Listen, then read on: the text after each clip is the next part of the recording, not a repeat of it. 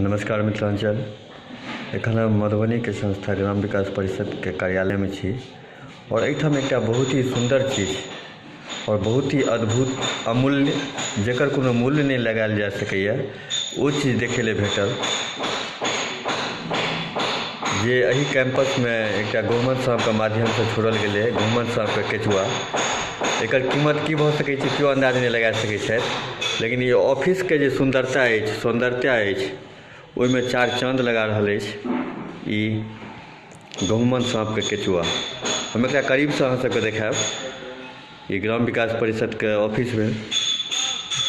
और ई संस्था जे छै से मिथिला पेंटिंग के लऽ कऽ मधुबनी जिला में अग्रणी संस्था छथि, काफ़ी काज कऽ चुकल छथि और एही संस्था पर ई अद्भुत चीज हमरा देखे ले भेटल जेकर हम अहाँके वीडियो बना के सोचलिए जे जरूर संपूर्ण मिथिलावासी के बीच में राखल जाए।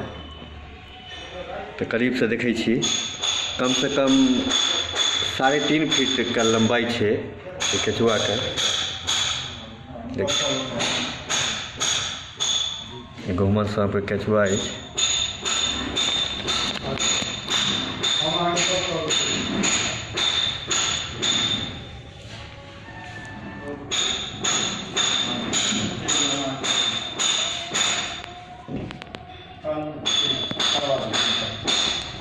और आँखों देख सकै छी, आँख के जे आकार रहे स्वरूप रहे सेहो केचुआ में छै।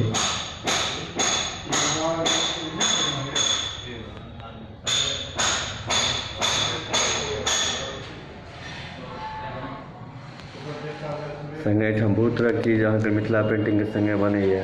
मौनी सिल्क के काज सेहो होइ छै एहिठाम।